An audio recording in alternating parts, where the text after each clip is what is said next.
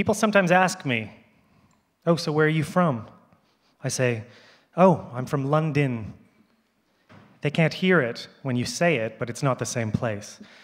It's a subtle difference, but it's very important to understand it, especially if you're not from here. It's a different world. It's like when you move here, you're introduced to this charming, attractive person, well-versed in history and up to date with all the music, and you decide to meet up, but when you get to the pub, their really odd twin sibling is sitting there instead. You can see the similarity, but you just think, wait a minute. What is my life like in the city of London? I get on the tube at Elephant and Castle. I get off the tube at Bank and go to work. The next day I get on the tube at Elephant and Castle. I get off the tube at Bank and go to work. The next day I get on the tube at Elephant and Castle. I get off the tube at Bank and go to work. The next day I get on the tube at Elephant and Castle. I get off the tube at Bank and go to work.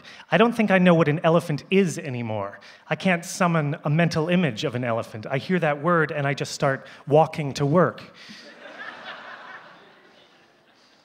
I'm hated. I work in finance. I wear a collection of terrible ties.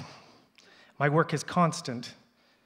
If I describe it in any detail, I will literally have to fall asleep. I will have to put my head down on the table and sleep and hopefully dream of another kind of job, a job where I never once have to say the word mortgage.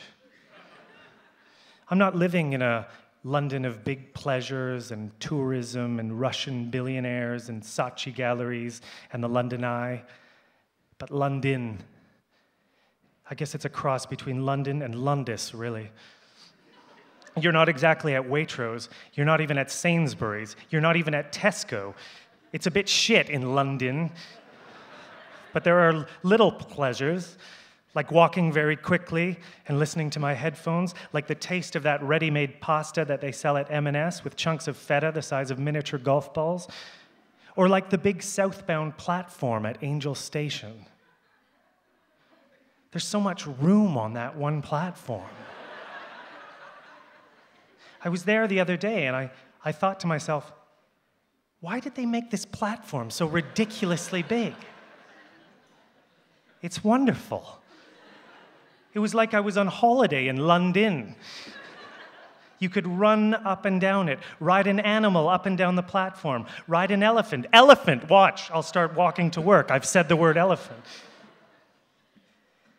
I had a friend who used to live in South London, but she moved back to Huddersfield a couple of years ago. She called me the other night and she told me she'd join a choir. I said to her, "A what?" She said, "A choir." It was like a word beamed in from another galaxy.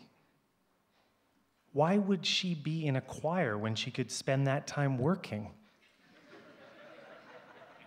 How would singing in a choir even work?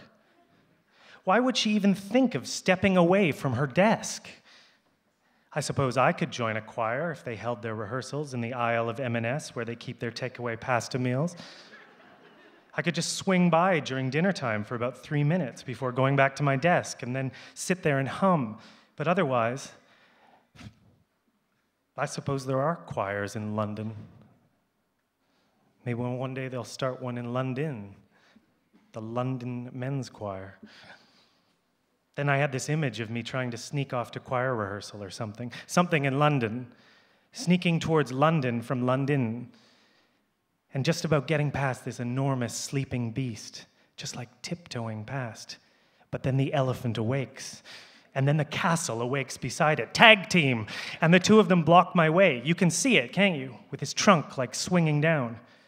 I don't know what the castle would do. Can castles be aggressive? I guess they can when you play chess.